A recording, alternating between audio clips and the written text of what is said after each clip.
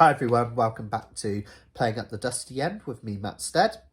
In this video, I'm going to show you a really fun, practical way to make use of the movable scale shapes that we've learned so far to add some texture and some interest to your playing when you're playing chords. Now, chords are derived from scales, so a C major chord is derived from the C major scale. Again, I don't want to go into too much theory with this, but it's the first, the third and the fifth notes of the C major scale, a C, an E and a G. And if you hold a C major chord, just the bog standard one, not up the fretboard, you can actually see that the notes that make up are C, E, open E, a G, which is your top string open, and then another C, a high C here. So it's made up of notes from the C major scale. Now, because chords and scales are so kind of intertwined, we can make a really cool use of that in a really dead simple way. So if you know your C major chord and you know your C major scale, you can add any of the notes of the C major scale into your chord whilst you're playing. And you might think, what's he on about? I'll show you what I mean. So I was strumming a C. At any point, if I want to, I could add a D note to that C. I could add an F note to that C. I could add a G note into that C. Now, technically, that's changing the type of chord, and you can learn all the fancy names for these chords, and I've done all sorts of videos about that. But you don't have to know the names of them, just know that any of those notes can be added. Generally, the chords are named after what number in the scale it is. So because the D is the second number of the C major scale, that shape where I add a D to a C is a C sus2. Because I'm suspending a D note in there, the second. The fourth note in the C major scale is F, C, D, E, F. So this one, where I add an F, is a C sus4. But don't sweat that. Just know that if you want to add a bit more flavour into your chord playing and you're staying on a C for a while, why not try adding some of the notes in as you're strumming?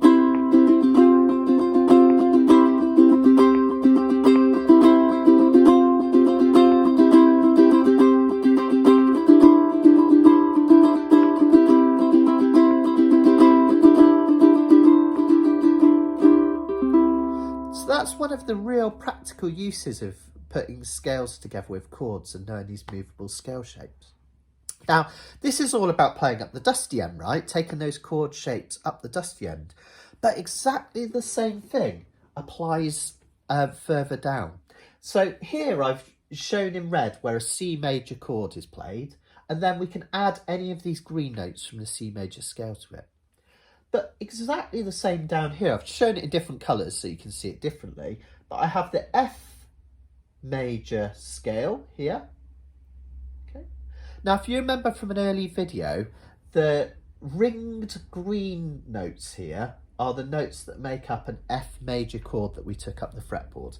And remember, an F major chord up the fretboard is a C major chord moved up until it becomes an F major. So you're barring the whole of the 5th fret and little finger on the 8th fret of the A string. And that's what's shown here in these green dots, okay? Now remember, we were practicing earlier that F major scale up the fretboard. Let's just do it again quickly. So we had F at the 5th fret of the C string, 7th fret for G, back to the 5th fret for A, up 1 for B flat, up 2 for C, back to the 5th fret for D, up 2 for E, and then we have an F. So any of those notes that we just played, we can add to this F chord. So if you can start to visualise that scale as you're playing, you can start to add texture. So I can be playing this F chord, just like this, and I could add this G note to it by putting a finger on the 7th fret of the C string, like that. So I could go.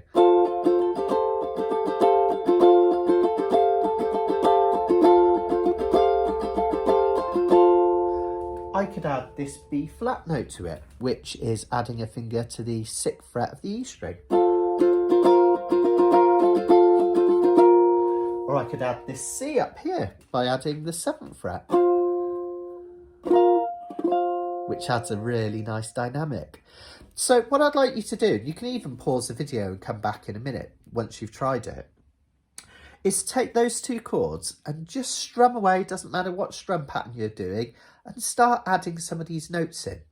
A fun one that I like to use is adding this F and a G, okay, the 4th and the 5th notes of the scale. So I might play C, add the F, add the G, back to the F. And if you're doing the same thing up here, it'd be exactly the same thing higher up. Only we're adding this one here, and back to it.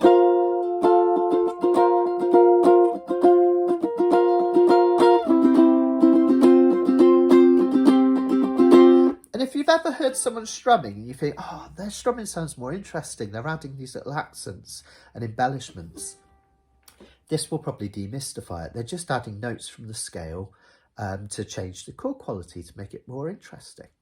So have a little experiment with that. Here's another cool thing that we can do if we know some of these notes.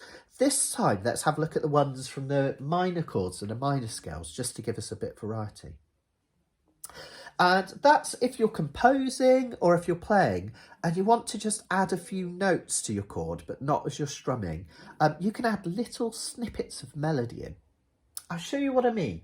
So I'm going to play a C minor chord, but instead of doing my barred one that we might have learned in an earlier video, I'm just going to play the bottom 3 strings at the 3rd fret. You can see them ringed in red, okay? This is optional whether you want to do the bar and add this note.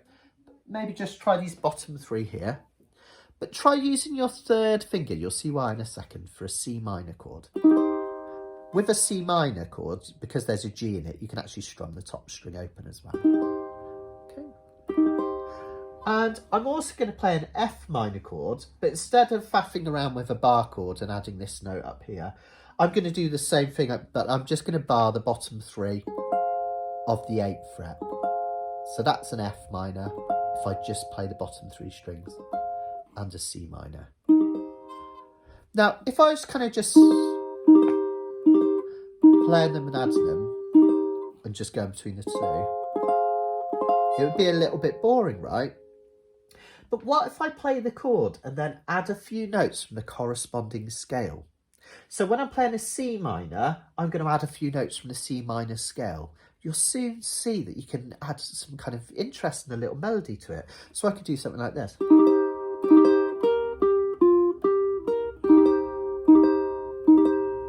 Sounds nice, doesn't it? All I did was I played a C minor, and then I played these notes from the C minor scale on the bottom 2 strings, and I went down and back up again. So I did a C, then I played C, B flat, G, F, then I went back up again, G, B flat, and I played this. So 3, 1, 3, 1, 3, 1.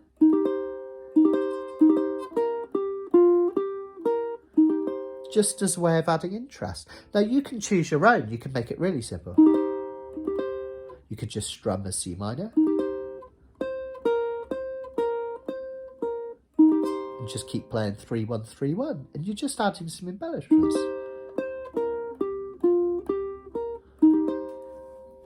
And then I could do the same thing up here.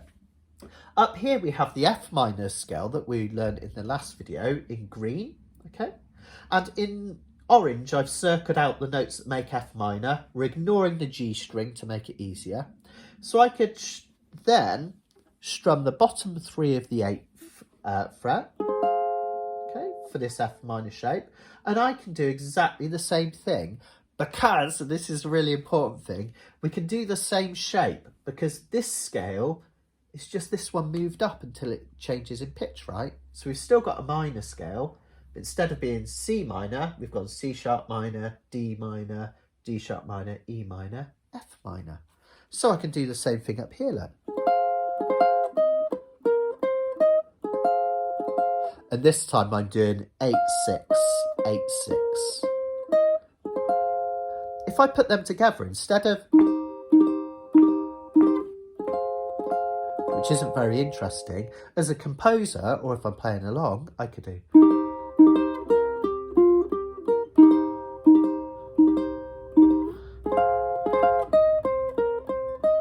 So I've got a snippet of melody there. I could go back to the C. G minor chord, just for fun. Back to C. Okay. So just by making use of some of these notes from the movable scales, you can add little melodies to your compositions. You could even use them to compose an entire piece of music, play chords, and then match it with the melody notes that go along. And like I say, that all works. I won't go into too much deep theory because chords are made from scales and they all interlace, so you can use them together. And that's how music works.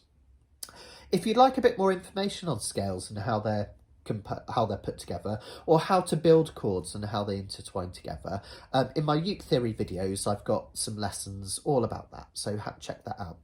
And I will see you in the next video. I'm away next week if you're watching this in real time, so it will be 2 weeks time. I'll put up a couple of new videos for you, but in the meantime, have a practice of this and have loads of fun.